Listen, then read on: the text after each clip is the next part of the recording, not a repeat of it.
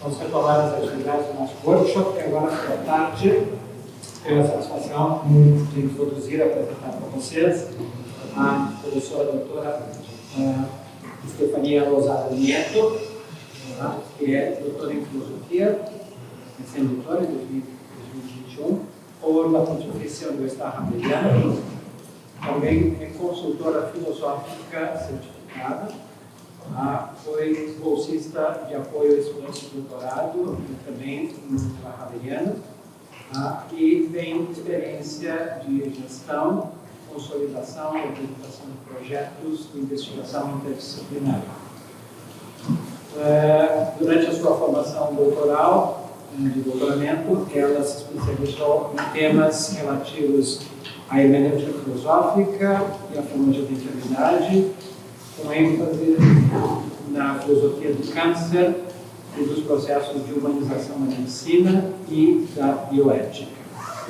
Atualmente, atua como coordenadora de educação contínua e coordenadora de êxito acadêmico da Faculdade de Filosofia da Universidade de La Sabana, em Bolonha. Estefania, graças por sua presença e, bueno, para ti, a palavra. ¿Quiere que te un poco la hora? Sí, ahora. ¿Ahí se escucha bien? Sí. Muy buenos días, tardes para todos. Después del almuerzo, espero que hayan pasado bastante bien. En primer lugar, agradezco la invitación del profesor Robson al workshop. No conocía Santa María, me gusta mucho, la universidad es preciosa, los felicito por su facultad y por su universidad, es una universidad muy bella, felicitaciones. Gracias por la invitación y por la acogida, nos hemos sentido en casa, nos han tratado muy bellamente. Mi presentación es en español, les pido mil disculpas, debería intentar hacerlo en portugués, pero pues no cuento con ese talento todavía. Espero tenerlo pronto, pero voy a intentar hacerla lento para que las diapositivas tienen muchísimo texto, pero no lo voy a leer yo. La idea es que el texto me sirva de soporte para que ustedes revisen las citas directas del tema que estamos tratando. ¿Listo? Si les parece bien y en cualquier momento alguien quiere levantar la mano o hacer una pregunta, lo podemos hacer. Bueno. Mi presentación se titula Las tramas del cáncer, Las tramas del cáncer, hermenéutica y cuidado de la enfermedad. Aquí quiero hacer una claridad sobre el título, y es que en español tramas se puede entender como la narración de un cuento, como esa narración, como el núcleo de una narración, pero también se entiende trama como tejido, como un tejido, como una costura. Entonces voy a utilizar esa ambigüedad de la palabra para la interpretación que quiero realizar. La presentación tendrá 5 partes. Un primer momento, una corta biografía del cáncer. Un segundo momento, que lo titulé El cáncer, una batalla entre la vida y la muerte. Luego las metáforas del cáncer, para terminar con un apartado muy corto sobre el cuidador, que significa cuidado o cuidar del cáncer. Y por último, las conclusiones a las que espero haber llegado. Empecemos. Una corta biografía del cáncer. El cáncer es una enfermedad difícil, complicada, es una enfermedad que se dice de múltiples maneras, pero sobre todo es una enfermedad que ha acompañado a la humanidad. Sabemos del cáncer desde los inicios de la humanidad y sabemos en realidad muy poco sobre esta enfermedad. Es una enfermedad que, como dice la cita, empieza y termina con la vida del niño. Parece que el cáncer está vinculado con la vida. El cáncer está vinculado con las maneras como los seres humanos hemos aprendido a vivir. Tiene una carga histórica y tiene una carga en cada uno de los individuos. ¿Eso qué significa? Normalmente caracterizamos el cáncer como un crecimiento anormal de células. Como lo explicamos, parece que las células empiezan a reproducirse de manera acelerada, de forma anormal, y dado eso, nos enfermamos y es una enfermedad que parece acabar con el cuerpo. ¿Qué ocurre ahí? ¿Por qué? Esta comprensión, que es una comprensión eminentemente biológica, considero que es una comprensión pobre de la enfermedad, que es una comprensión muy limitada de la enfermedad. El cáncer es mucho más que eso, mucho más que eso. Vamos a ver en qué consiste ese mucho más. Cuando hablamos del cáncer como un proceso de división celular, tenemos que entender una cosa. ¿Cuáles son las células que se dividen? ¿Cuáles son las células que se multiplican exageradamente? ¿Cómo se imagina una célula cancerosa? Uno se la imagina como una célula mutante, como una célula dañada, como una célula que no sirve. Pero en realidad una célula cancerosa es una célula muy viva. Es una célula que puede crecer y adaptarse mejor que muchas de nuestras células del cuerpo. Es una célula capaz de adaptarse a cualquier entorno, capaz de acoplarse y de crecer con mucha potencia. ¿De dónde entendemos el cáncer? ¿De dónde viene? ¿De dónde viene esa palabra? Entender el cáncer, creo yo, entender la enfermedad, debe estar guiado, debe ser conducido de entender su biografía. Vamos a intentar esbozar una biografía del cáncer. Esta idea no es mía, esta idea es de Muguerque, que aparece en el libro El emperador de todos los males, una biografía del cáncer. Entonces, entender el cáncer desde su biografía me va a permitir entender la complejidad de su enfermedad. El cáncer viene de una palabra griega que es carcinos.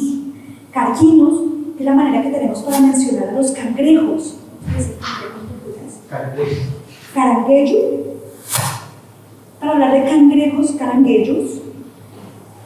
Y la definición de un tumor como un cangrejo era un tumor como un bulto, una montañita, que tenía las patas estiradas y al tener las patitas estiradas con estas pinzas comía o carcomía la carne de la parte de abajo donde estaba. La manera como lo dibujamos era como un bulto con patas, como un bulto con extensiones.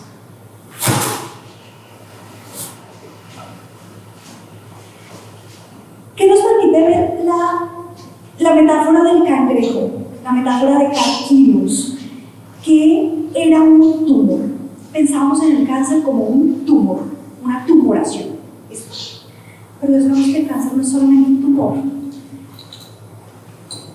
Tenemos una palabra con la que también interpretamos el cáncer, por eso hablamos de oncología, y es el término oncos. Oncos es un término griego también que busca designar el peso o la masa que funciona como una carga. ¿Sí? Cuando hablamos de oncos, hablamos de cuando en el teatro griego se empleaba para indicar una máscara trágica o una carga dentro de la tragedia. Parece que oncos es un gran peso que tengo que cargar en la vida. Cuando utilizo estas dos palabras, carcinos y oncos, mostramos las metáforas a partir de las cuales entendemos el cáncer. Y es que el cáncer es un tumor, aparentemente un tumor, una tumoración, pero sobre todo es un bulto que pesa mucho. Es una carga que pesa mucho.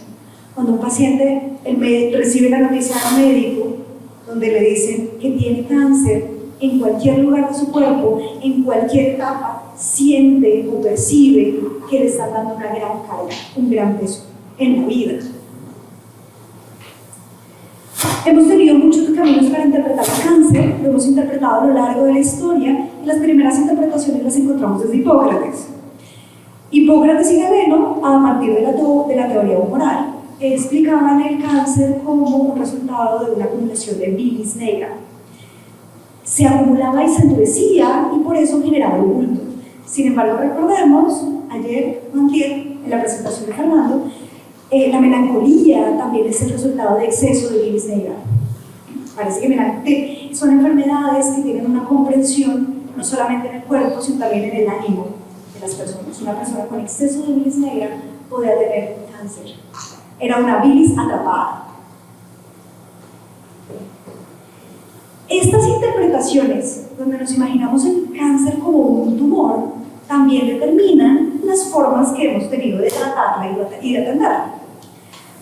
Cuando teníamos un tumor, la manera más corriente, más fácil de tratar el cáncer era a partir de la cirugía. ¿Sí? Hacemos cirugías desde hace muchos años. Sin embargo, las cirugías para atender el cáncer, el ejemplo que tenemos es el cáncer de mama, son cirugías paradigmáticas. ¿Por qué? Las cirugías para atender el cáncer de mama eran cirugías muy invasivas, muy extendidas. Eran cirugías donde no solamente se sacaba el seno y el ganglio, sino que también se sacaban los ganglios de la axila y el músculo. Tomábamos el músculo. Por supuesto, las personas perdían la movilidad del brazo y la recuperación era muy difícil. Había mujeres que no sobrevivían a la recuperación de la cirugía.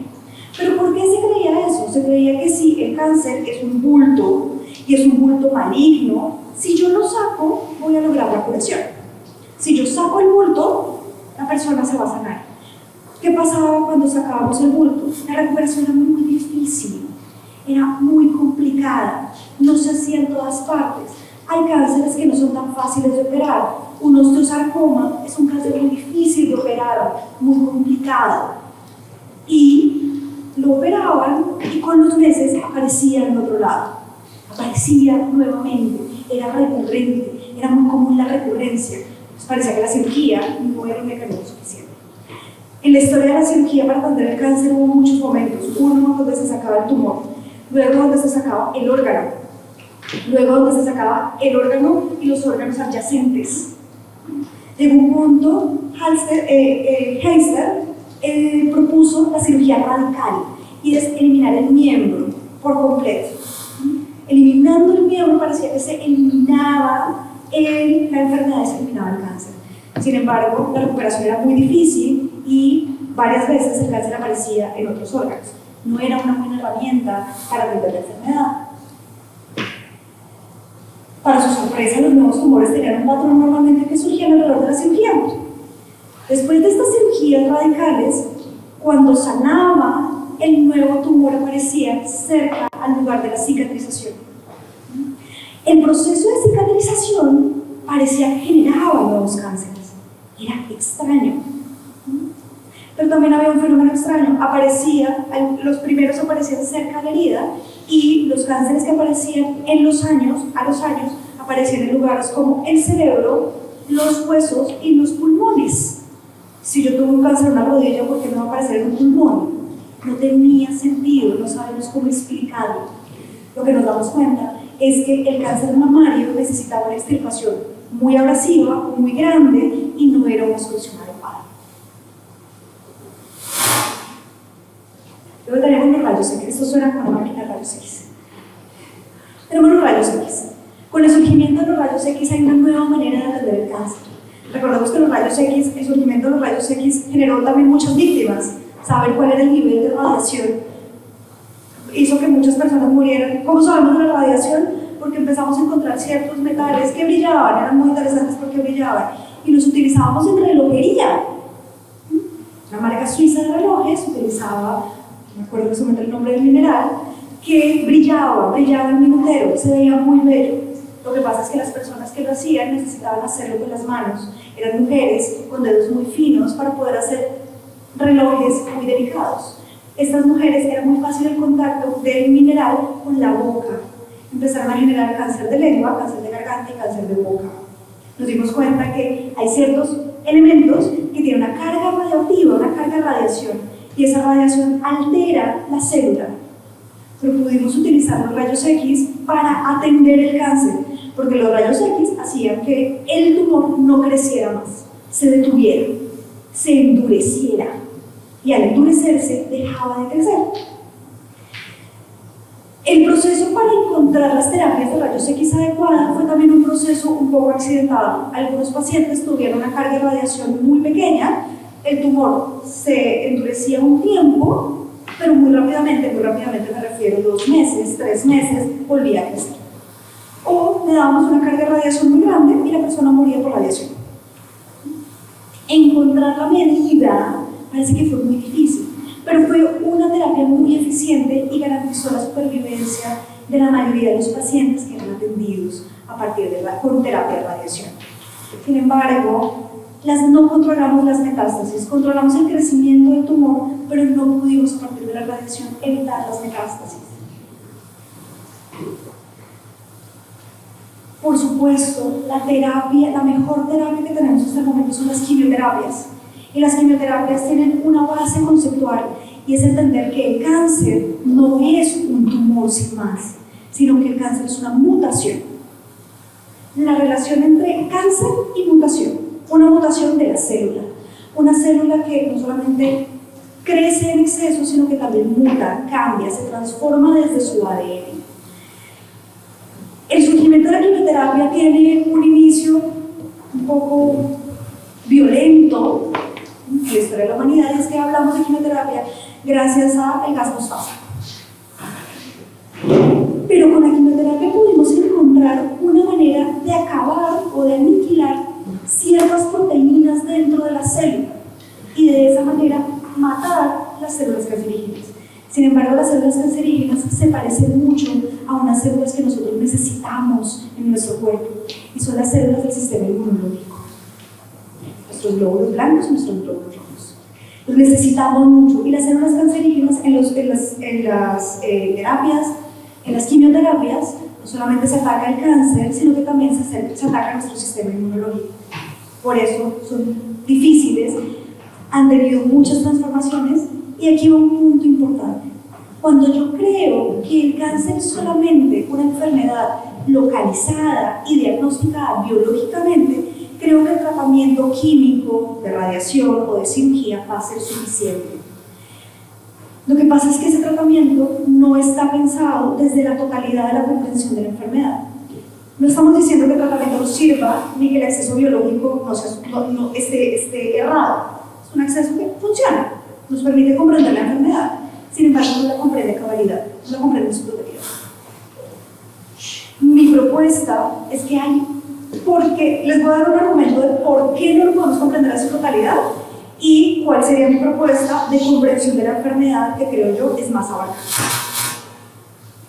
Si me hago acá, ¿funciona igual? Suena igual, ¿cierto? Sí. Acá suena menos.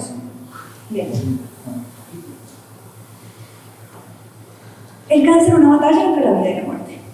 Normalmente creemos que la vida, la salud, es el opuesto de la enfermedad, ¿cierto? La vida es el opuesto de la enfermedad. Pero hay una frase que me parece muy interesante, es una frase que decía mi abuela: para estar enfermo solamente se necesita estar vivo. ¿Sí? No sé si sus abuelas se lo decían, eso me lo decía ella. ¿Qué necesita para estar enfermo? Solamente se necesita estar vivo. Pensar que la enfermedad es el opuesto de la vida es una manera de creer que la enfermedad es algo rechazable, que la enfermedad es algo malo, que la enfermedad es algo que debemos eliminar. Yo creo que la enfermedad hace parte de la vida, y comprender la enfermedad como algo que está dentro de la vida me permite entenderla más humanizadamente, más humanamente. Cuando pienso en el cáncer, pienso en la batalla contra el cáncer. Cientos de campañas, cientos de comerciales donde hablamos de la batalla contra el cáncer. Tenemos que luchar contra una enfermedad que tiene encima muchas víctimas. Y pensamos en la batalla contra el cáncer como víctimas y victimarios. El cáncer es el victimario y los pacientes son las víctimas. Sin embargo, es una batalla que tiene cientos de frustraciones y cientos de pérdidas humanas, y que no hemos llegado a una batalla completa. Parece que el cáncer sigue siendo todavía una catástrofe o una fatalidad. Pero ¿por qué esta dicotomía entre la vida y la muerte dentro del cáncer? Hay una tesis muy interesante que a mí me llamó mucho la atención para la comprensión del cáncer, y es cuál es la relación que hay entre las células del sistema inmunológico y las células cancerígenas. ¿Por qué se parecen tanto? ¿Por qué son tan semejantes? ¿Qué pasa? ¿Qué pasa? Hay un libro de una autora que se llama Barbara Ehrenreich, que se titula Causas Naturales. En ese libro, ella sustenta cómo el sistema inmunológico parece que en muchos casos es un cómplice del cáncer. Funciona como cómplice, como un gran aliado, como un gran amigo. Nuestra dieta es una dieta que busca, o la dieta que nos sugiere, al menos mi nutricionista, me sugiere una dieta para fortalecer el sistema inmunológico. Debo tener una fuente de vitamina C, debo comer muchas frutas, debo comer muchas verduras para tener un sistema inmunológico fuerte. Sin embargo, parece, ahorita les voy a explicar por qué, tener un sistema inmunológico fuerte también ayudaría a las células cancerígenas a tener tumores más fuertes y, en ese sentido, más agresivos. De pronto, entre un cuerpo saludable hay un cáncer saludable. Y eso parece que es una dicotomía un poco extraña. tiene Bárbara desde una noción de las células macrófagas. Las células macrófagas son células del sistema inmunológico que tienen una única función, y es defender al cuerpo de los virus y las bacterias. En su defensa del cuerpo de los virus y las bacterias, su manera de defender, tenemos otras células que lo hacen, en las macrófagas me interesan estas células. Las células macrófagas lo hacen comiendo, se comen el virus, se comen otras células, tienen la capacidad de comerse otras células. Por eso suelen ser células muy grandes, son células muy grandes. Si la célula es saludable y se alimenta lo suficientemente bien, puede alimentarse muchas veces y puede hacerlo en muchos contextos. Pero es una célula muy importante porque me ayuda a defenderme contra virus como por ejemplo la gripe. Luego de estudios se dieron cuenta que el crecimiento de los tumores cancerígenos estaba mediado por conexiones que tenía el tumor con el sistema circulatorio, con la sangre. Esas conexiones entre el tumor y el sistema circulatorio estaban mediadas por células macrófagas. Eran las células macrófagas las que rompían la membrana de las otras células y podían llegar al sistema y podían tener acceso al sistema circulatorio y así encontrar caminos para que el tumor tuviera sangre y pudiera sostenerse y pudiera seguir creciendo. Además, se dieron cuenta que las células macrófagas, al romper la membrana de las venas y las arterias y poder llegar al sistema circulatorio, permitía que otras células cancerígenas también ingresaran al sistema circulatorio y se acumularan en lugares como por ejemplo el cerebro o los pulmones. Parece que las células, estos son tesis que son muy difíciles de afirmar y ya vamos a ver por qué, pero parece en este estudio que las células macrófagas son las que permiten, en un acto de buena fe, son las células que permiten las metástasis y permiten que los tumores sean grandes, pero son células muy necesarias para nuestro sistema inmunológico. Filosóficamente esto es muy difícil de explicar. Filosóficamente esto es muy difícil de explicar. ¿Cómo hago para explicar que una célula saludable, vital, que nos hace ser saludables, es la que le da campo a este tumor de moverse por todo el cuerpo y de terminar aniquilándole? ¿Cómo lo hago para explicar? Encontré dentro de todo el proceso, voy aquí y ya vuelvo.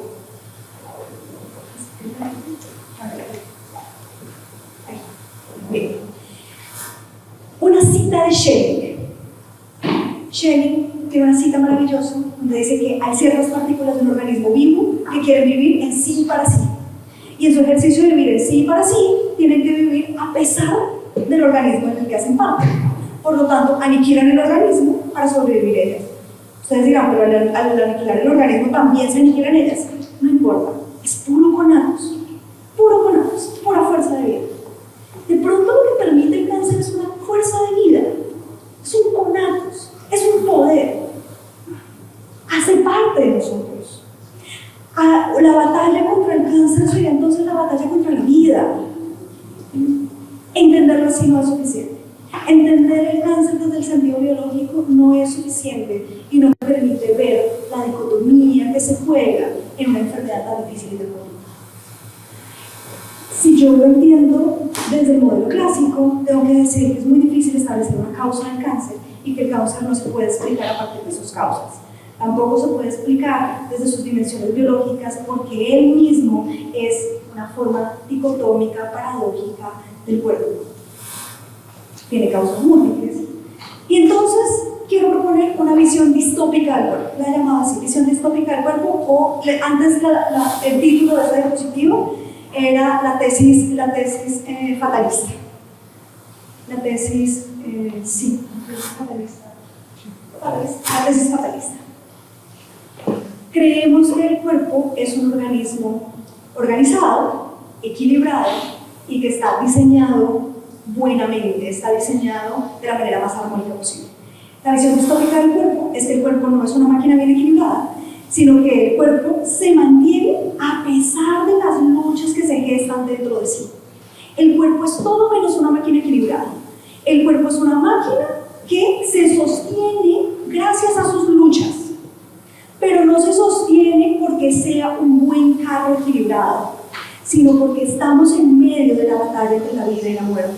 Y la vida, el proceso en este momento de estar vivos, parece que tenemos que llamarnos a cada uno de nosotros un tipo de sobreviviente.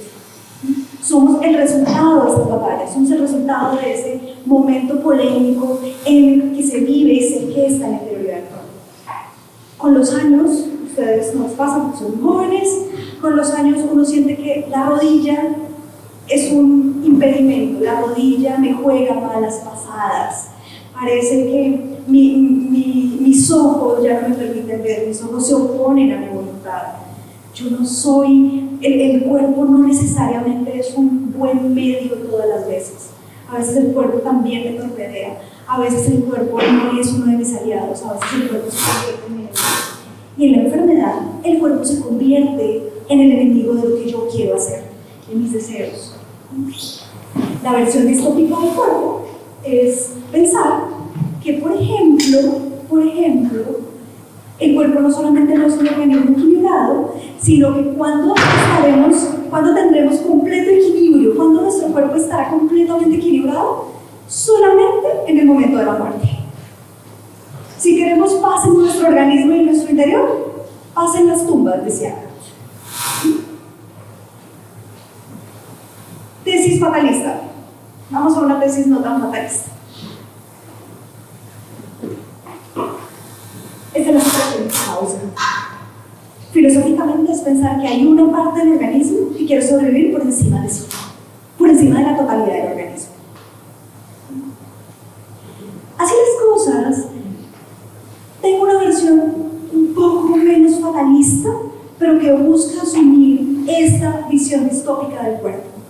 Y es la idea de que en realidad la enfermedad solamente la puedo comprender desde la vida de las personas, porque la biografía del cáncer se parece en algo a la biografía que todos tenemos, la biografía de cada uno de nosotros. Y es que nuestra historia es el resultado o la narración de todas nuestras gestas y todas nuestras luchas.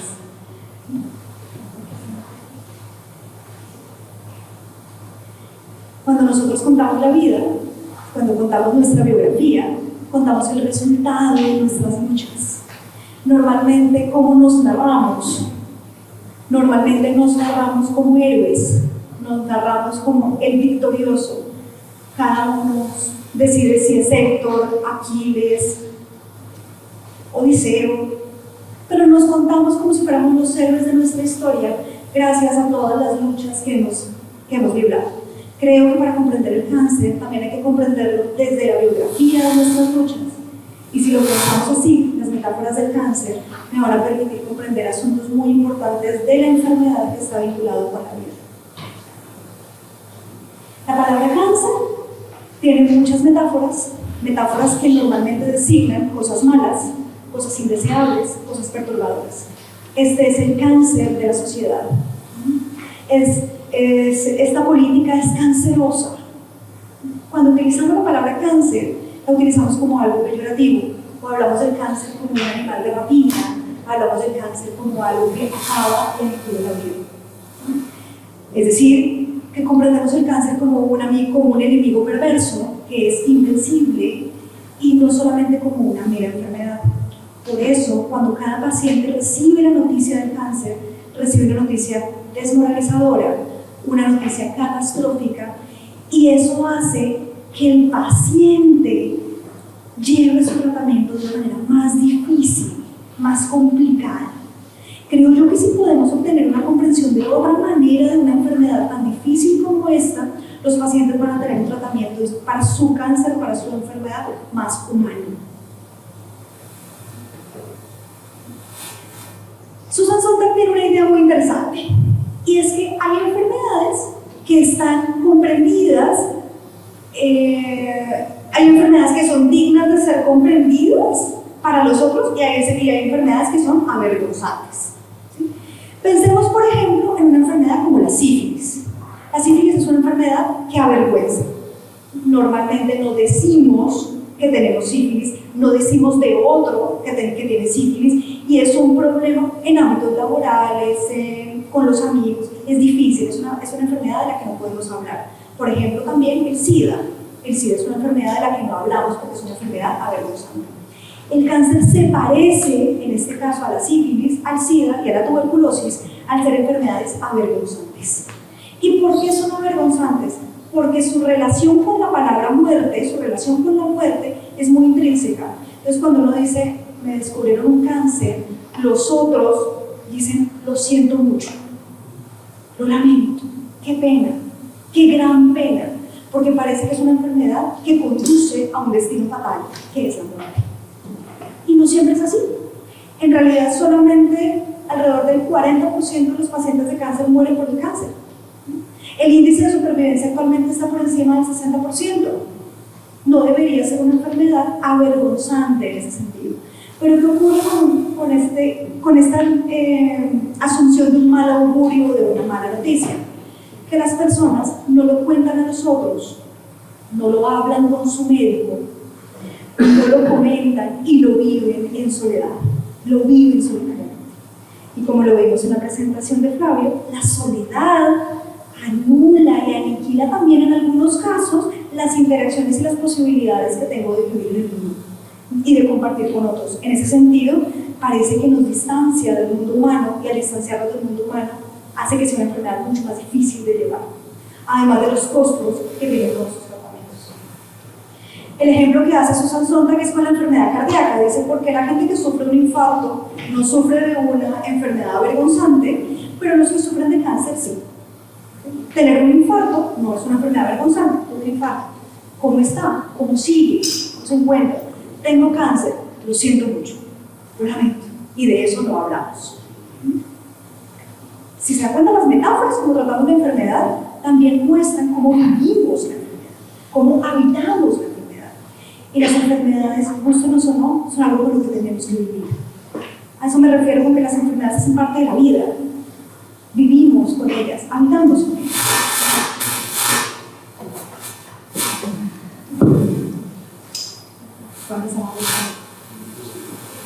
Gracias a estas metáforas y esta comprensión, ¿cómo hablamos de los pacientes enfermos de cáncer? ¿O como víctimas o como sobrevivientes? Usted es víctima del cáncer. Vamos a entrevistar a una víctima del cáncer. ¿Y cómo entrevistamos a una víctima del cáncer? Usted que sobrevivió al cáncer, ¿qué siente? Denos su testimonio de su supervivencia, denos su testimonio de la lucha que ganó. Estas maneras de tratar no son palabras aleatorias, no son palabras que no tienen ninguna justificación, por el contrario, son los modos como los pacientes afrontan y viven su enfermedad. La enfermedad se vive desde la narración, la enfermedad se vive desde la biografía del paciente. Si se dan cuenta, me estoy moviendo en dos lógicas: la biografía de la enfermedad como una gesta y la biografía del paciente como gestas íntimas. Sin embargo, las luchas no son íntimas, no son cerradas, no son solamente para mí. Las luchas se dan con otros.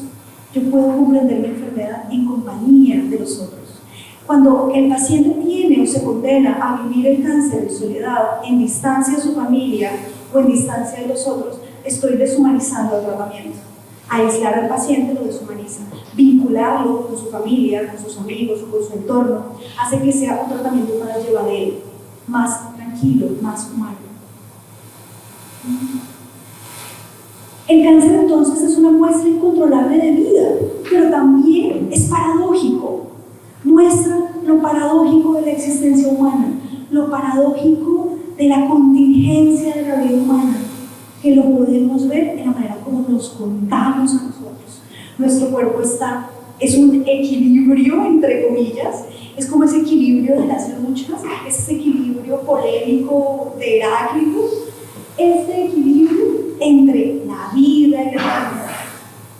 El cáncer es solamente una manifestación de esos equilibrios y desequilibrios de los que está compuesta la vida. ¿Por qué? Porque solo hay cáncer mientras haya vida, pero la vida se consume lentamente en la evolución de las células cancerosas. Entonces, ¿cómo cuidamos del cáncer? ¿Cómo lo cuidamos? ¿Qué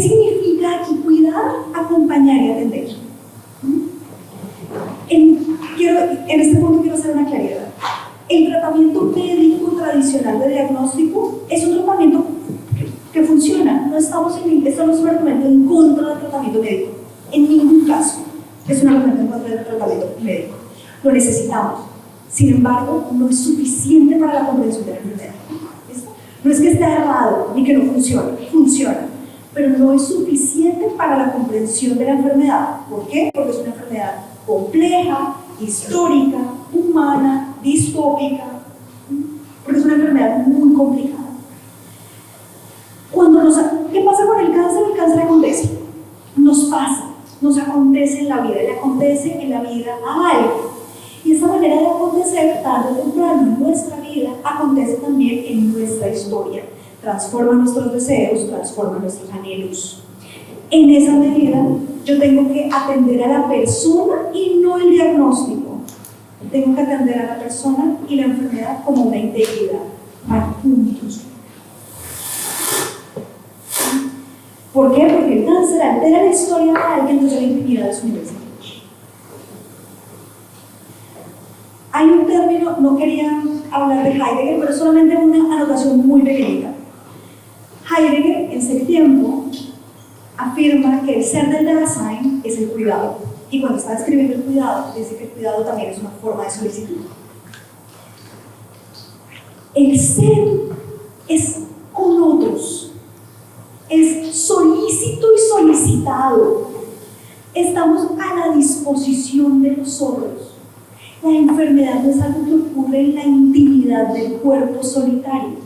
La enfermedad nos ocurre en la relación que tenemos con el mundo y con otros, en la solicitud, en el estar atentos y ocupados de los otros.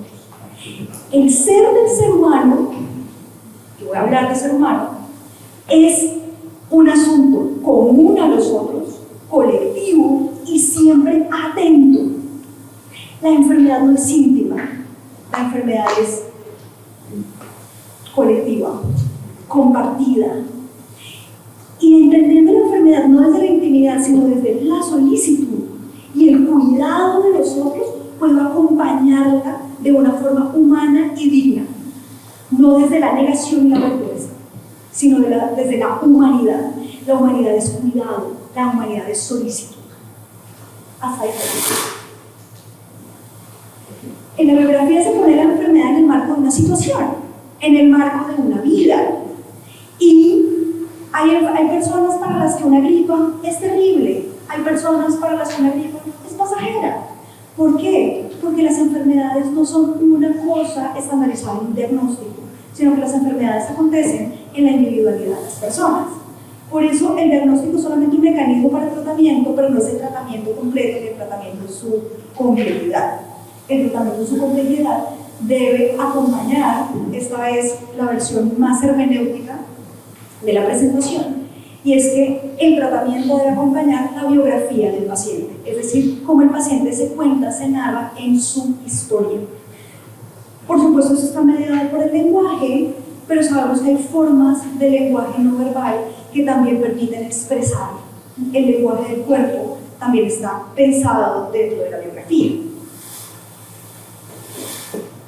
Tengo 3 casos para ustedes. ¿Cómo veo esto yo? ¿Cómo entiendo la enfermedad?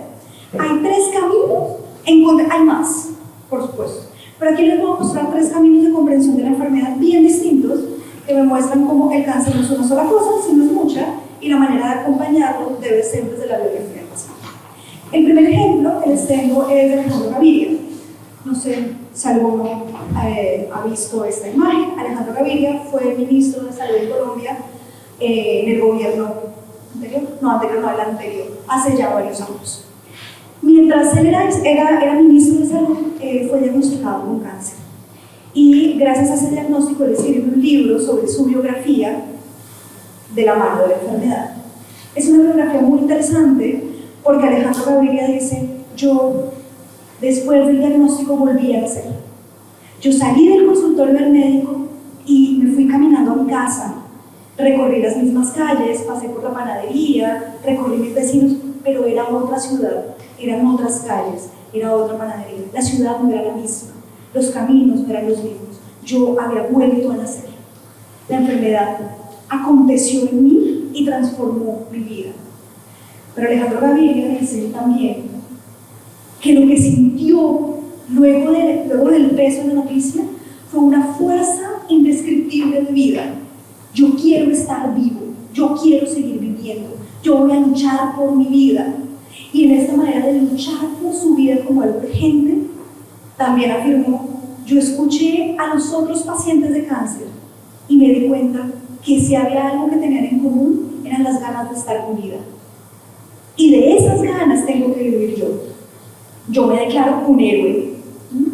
Es un héroe afrontando la enfermedad. Es un guerrero, y hablamos del guerrero, de la batalla. ¿Cómo comprende Alejandro Gaviria su cáncer como una gran batalla que él la libra como un héroe? Y la libra con otros. Por supuesto, el tratamiento, la manera como baja sus quimioterapias, también se transforma de la manera como la comprende. El caso de Carla. Carla es una maestra de jardín de niños, es una maestra de preescolar, esposa y madre de 3 hijos, y tiene un diagnóstico de leucemia linfoblástica aguda. En el caso de Carla, ella no se considera un héroe. Ella no quiere librar esta batalla. Ella está temerosa. Ella tiene miedo. ¿Qué me van a hacer? ¿Cuántas quimioterapias? Dicen que voy a sobrevivir, pero ¿cuáles van a ser las consecuencias? ¿Qué va a pasar? ¿Quién va a cuidar a mis hijos? Parece que el diagnóstico era alentador, pero realmente, después de la noticia, ella sintió miedo. Ella quería ser acompañada de su esposo. Ella temía por sus hijos. Ella no quería ser un héroe. Ella no quería vivir esa enfermedad. La enfermedad era algo que le había pasado sin que ella quisiera. Era algo que le llegaba de improviso. Ella no quería ser parte de eso. Y entonces, ¿cómo se declara? Una víctima del cáncer. Yo soy una víctima. Yo no quería eso. Yo no quería que esto me pasara. Quiero que me acompañe mi familia. Quiero que alguien cuide de mis hijos. Quiero que alguien no solamente me diga que me voy a curar, sino que me diga qué va a pasar en el futuro. La manera de comprenderse de ella es: el cáncer es algo que quiero que salga de mí, porque soy una víctima de esa enfermedad. Y este es muy cortico, el caso de Ginette.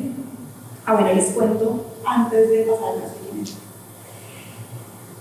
El caso que tenemos de Alejandro Gaviria lo tenemos por su biografía.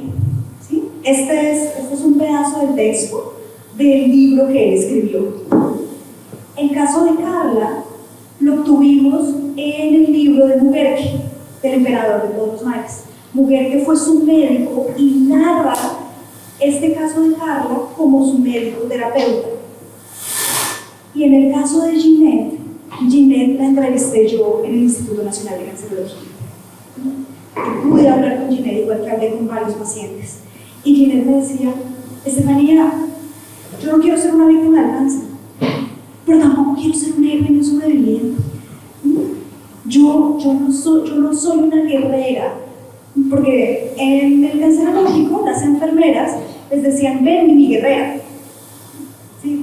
Tú eres una guerrera, ven mi guerrera. Y era una manera que tenían las enfermeras de como acogerla, como darle fuerza. Y ella decía: yo no quiero ser una guerrera, yo no quiero guerrear, yo no quiero batallar, yo no quiero entender la enfermedad como si esto fuera una guerra. El cáncer me dio un aviso, decía él. Dice, todavía está con nosotros. El cáncer me dio un aviso, y me dio el aviso de que la vida es finita. Entonces, yo lo que voy a hacer es: voy a vivir con mi hija, voy a vivir a mi nieta, voy a vivir a mi familia. Voy a vivir el tiempo que me queda, voy a hacer lo necesario para tener una buena vida, pero no voy a luchar como una guerrera. Voy a asumir mi tratamiento para estar con mi familia. Cuando yo veo que el cáncer se puede entender de formas tan distintas, me doy cuenta que no hay un único tratamiento, sino que los tratamientos deben ser múltiples y que el tratamiento, para que sea integral, debe estar vinculado a la historia del paciente, a la biografía del paciente, a la trama que el paciente ha construido y tejido a lo largo de la vida. Y el cáncer debe ser un hilo más dentro de ese tejido. Escuchar las historias que nos acompañan es reconocer que a menudo no hay respuestas claras, que a menudo no sabemos qué es lo que está pasando, pero la narración es donde yo me reconozco como persona frente a otro, no como un enfermo, sino como una persona que le ha acontecido algo y que tiene que afrontar su enfermedad con otros. Los otros son fundamentales, porque la enfermedad no ocurre en la intimidad del sujeto, sino que la enfermedad ocurre en la interacción, ocurre con otros. El ejercicio terapéutico de interpretación es un ejercicio terapéutico donde yo debo interpretar los hallazgos del diagnóstico con la historia del paciente, vinculada a la historia del paciente. Esto no solamente nos sirve a nosotros como filósofos para entender la enfermedad, sino también al médico para entender, cómo acompañar de una mejor manera una enfermedad. Conclusiones.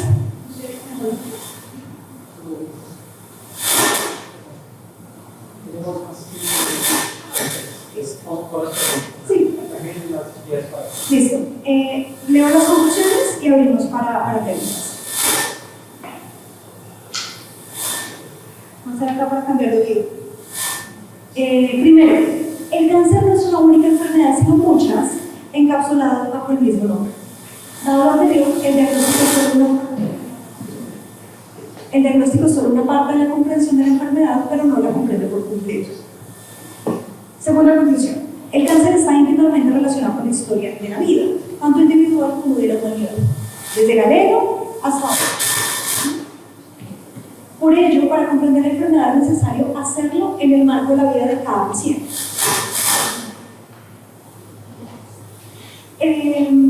Comprender la enfermedad es necesario hacerlo en el marco de la vida de cada paciente. El diagnóstico solamente es una parte de la comprensión de la enfermedad, pero no me permite comprenderla en su totalidad. Necesito acercarme a la vida de cada paciente de forma individual. El cuidado, entonces, debe darse en la palabra conversada, dicha, ejercida, viva, en una interacción, en la escucha del paciente y del cuidador. El cáncer no es una batalla de la gesta individual. En el caso del cáncer, el modo como cada paciente comprende su enfermedad determina el modo como la vive y la trata, cómo asume su tratamiento. Por ello, el tratamiento debe estar enmarcado en la trama del paciente. Muchas gracias.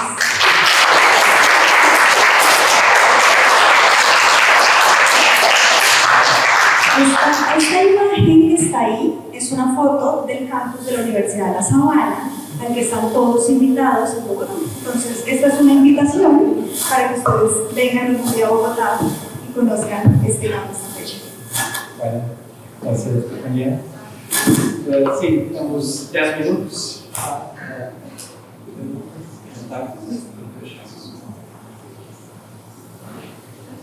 Brenda.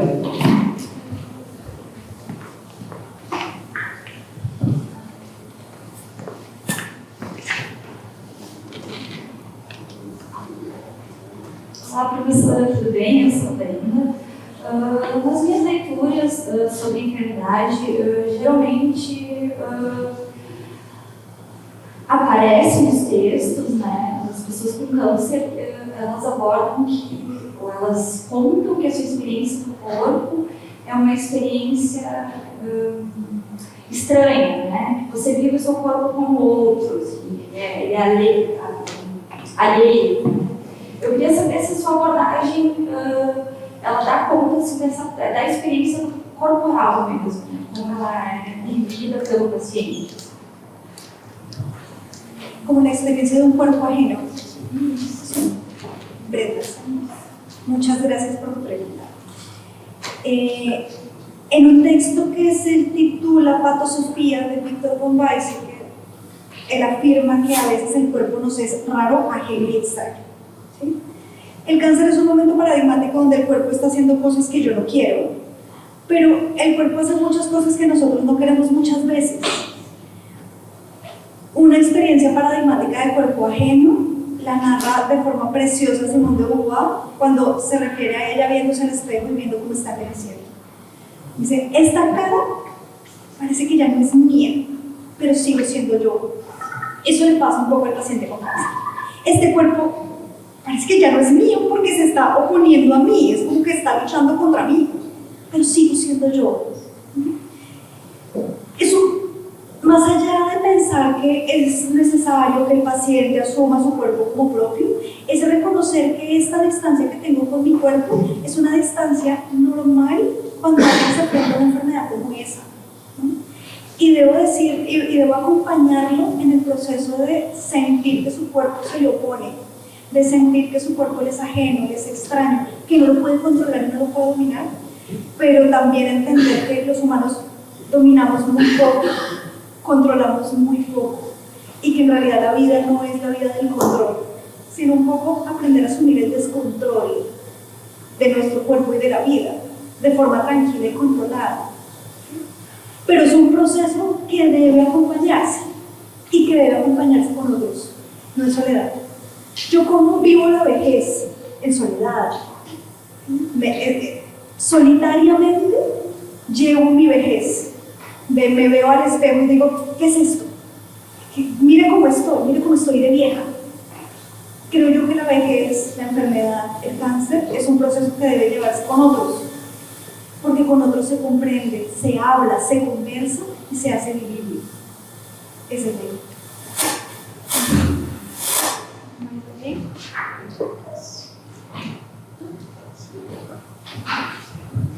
Muito obrigada.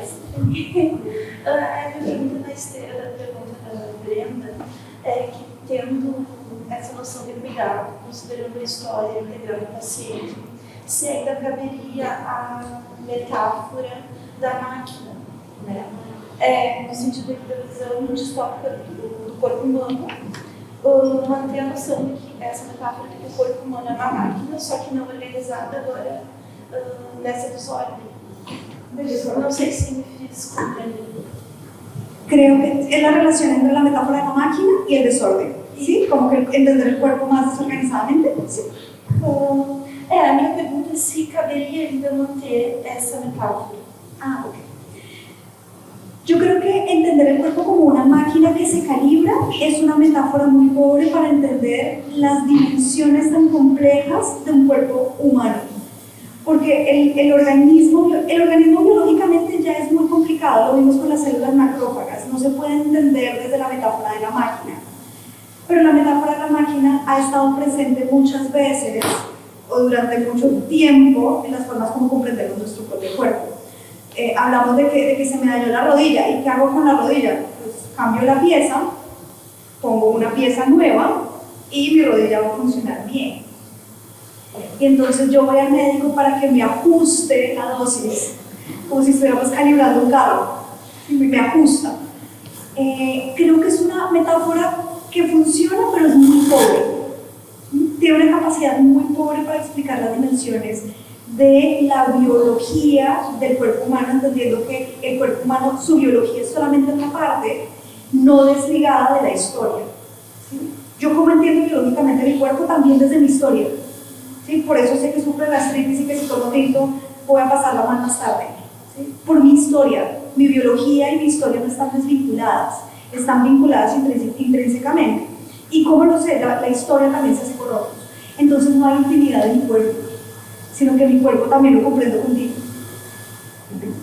Es un ejercicio hermenéutico, lo llamo yo. ¿Sí me claro?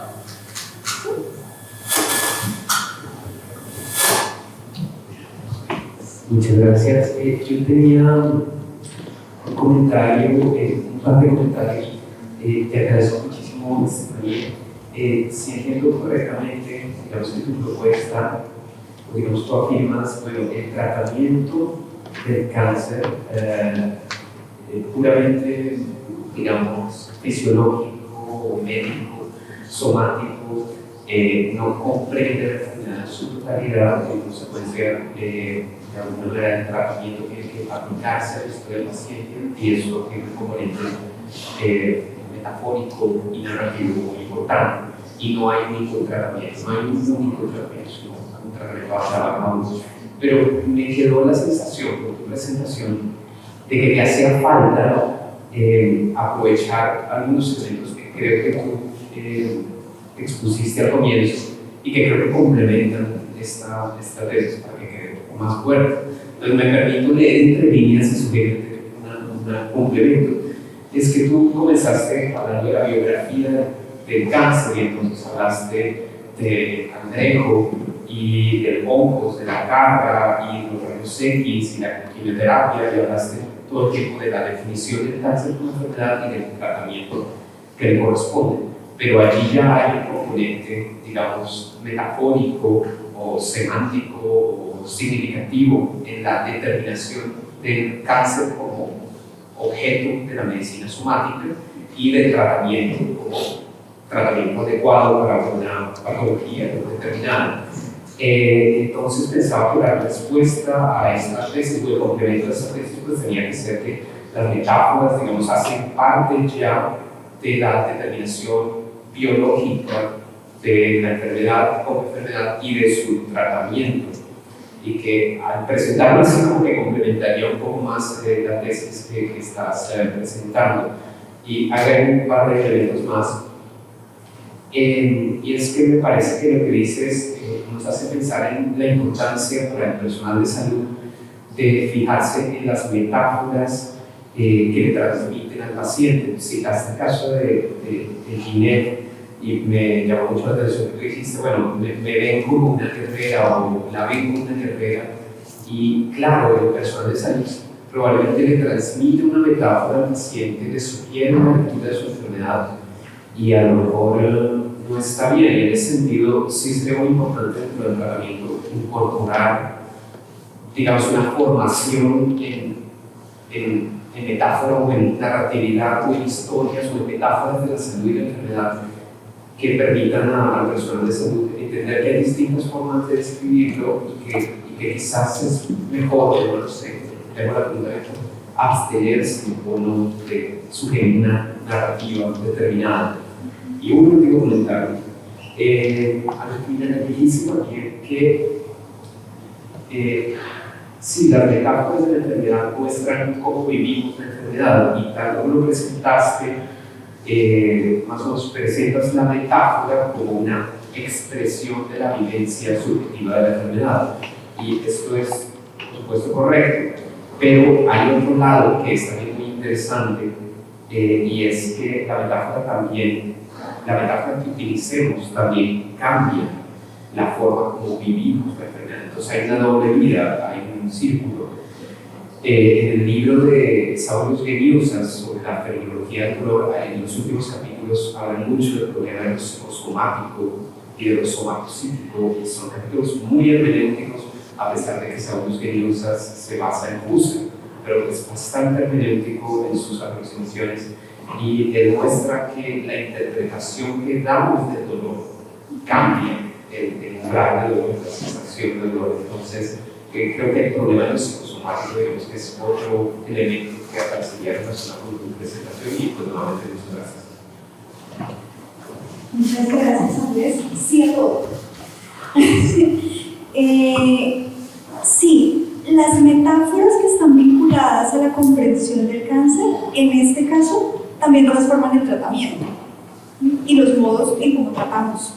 Entonces sí, está en creer que el diagnóstico está libre de metáforas es no reconocer la historia misma del diagnóstico, de las maneras como llegamos a obtener estos diagnósticos. Ya ahí hay muchas metáforas heredadas a lo largo de la historia que no solamente me dicen cómo lo vivo, sino cómo lo trato, cómo lo atiendo, cuál es el tratamiento, cuál es el mecanismo por medio del cual puedo atender esta enfermedad. Entonces, sí, esa es la versión más fuerte, pero la consecuencia me parece muy bonita y es una consecuencia práctica y también termina siendo una invitación. Yo creo, pero no sé si lo estoy creyendo desde el egocentrismo del filósofo, que es necesario que los médicos, las enfermeras, los enfermeros, que el personal de atención en salud tenga una formación en ejercicios hermenéuticos, que no es necesariamente filosofía, puede ser literatura, puede ser formas de metáforas, pero esa formación en el feeling, en el sentimiento metafórico, en el sentimiento lingüístico, afina las maneras como acompaño la enfermedad. no quisiera sonar creyendo que la filosofía va a cambiar el mundo y es la mejor ciencia y es la madre de todas las ciencias. No, no es eso. Es que si yo quiero acompañar a una persona, la debería poder acompañar integralmente, en todas sus aristas. Y el lenguaje es una muy buena manera de abarcar y transformar esas dimensiones. Entonces, si en la Facultad de Medicina hay una clase de literatura, es precisamente para atender la integralidad de lo que implica un paciente en su enfermedad. Ojalá algún día se pueda, pero a todo lo anterior, sí. Muchas gracias. 2 minutos.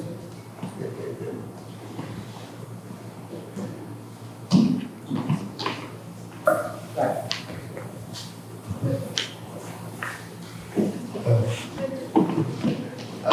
As metáforas, elas são influenciadas por uma medicina desenvolvida em tempos de guerra, com palavras como estipar, combater o câncer, arsenal terapêutico e a guerreira. Sí, por supuesto estoy pensando en una concepción de la medicina occidental, que piensa que las enfermedades se atacan. ¿Sí? Cuando me gustaría, no lo he hecho, y si me puedes acompañar con eso sería muy bueno. ¿Qué pasa? ¿Cómo se comprende el cáncer? ¿Cuáles son las metáforas de una enfermedad como el cáncer desde la medicina oriental? Y cómo esa transformación de las metáforas también transforma la manera de tratar y de acompañar al paciente. Y puede que en otro horizonte lógico no sea necesario exponer al paciente a una gran batalla, sino que podamos decirle al paciente otra metáfora que haga que su enfermedad sea más vivible. No estamos luchando para no morir, estamos luchando para vivir mejor. Entonces, también sí. Gracias. Muchas gracias, Estefanía. Terminamos justo a la hora, ¿sí? Y tenemos una pausa de 15 minutos para... Perfecto. Muchísimas gracias.